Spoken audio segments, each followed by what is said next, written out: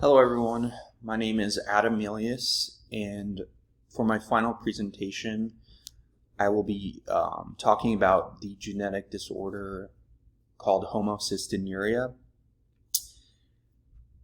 And before we get into the details of this disorder, I just wanted to give a brief overview for those that don't have much of a molecular biology or biochemistry background.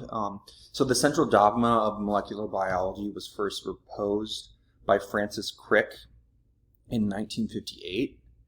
And basically, it outlines the process by which the instructions or code in our DNA is converted into a functional product. So it goes from DNA to RNA via transcription, specifically mRNA, and then from mRNA to protein via translation.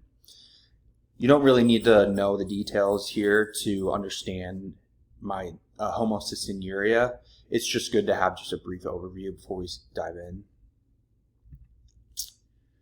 Okay, so just a description of the major characteristics of this disorder.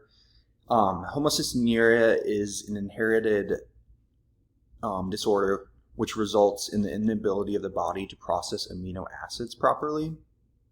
The most common form, there are different forms and variations of this, but the most common deal with genes that code for cystathionine and beta synthase. And we can just call this CBS because it's kind of a big word. CBS is an enzyme that is responsible for the conversion of homocysteine to cystathionine, and these are amino acids, which on the next slide I'll talk more about. Amino acids here, this is just a picture of an example of an amino acid, and basically, again, for those that don't really have a biochemical or molecular biology background, they are the building blocks or monomers that make up proteins, the primary sequence of proteins.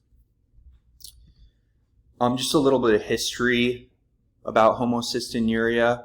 The first documented case was in the 1960s, and it was identified via a survey of a group of mentally handicapped adolescents. And this occurred in Northern Ireland. And Nina Carson and D.W. Neal were the first to identify this certain patient via the group that was surveyed.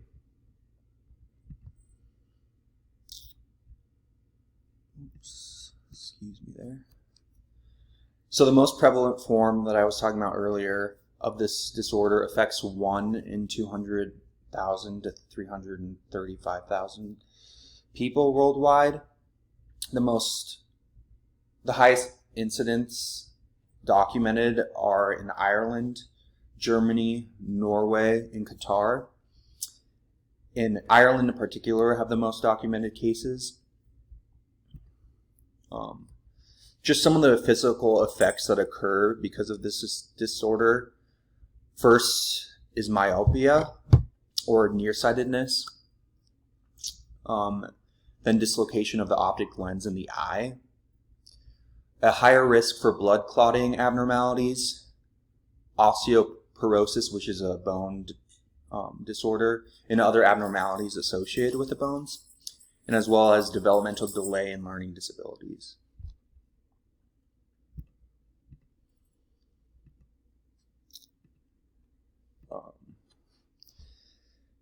So, like I said before, CBS is the main gene responsible for the most prominent form of homocystinuria, but the others listed up here are also genes that can be mutated and result in this disorder. And again, CBS is short for cystathionine beta synthase. And this gene is located here on chromosome 21. So a normal genome of a human being is comprised of 23 pairs of chromosomes, or 46 total. And here, this gene is located on 21.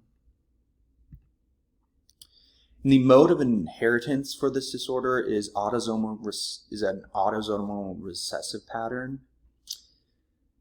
And basically what this means is that an offspring inherits at least one copy of a mutated gene from each parent.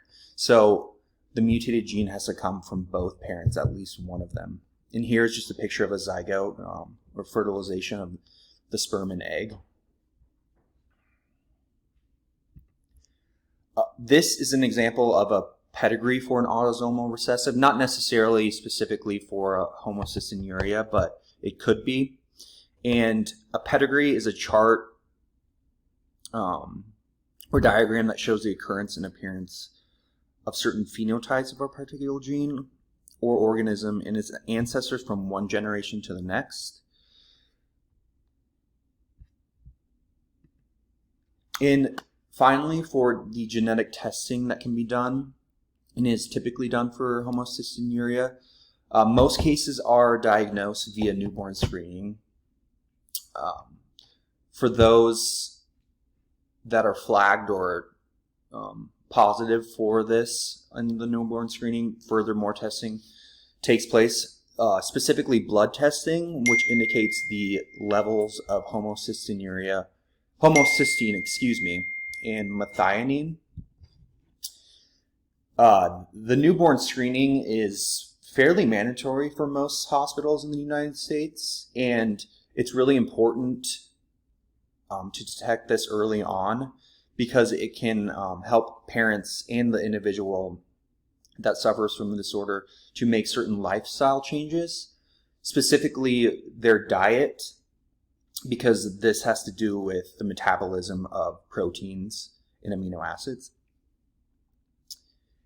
And here is just a list of the references, and I appreciate you guys listening. Thanks.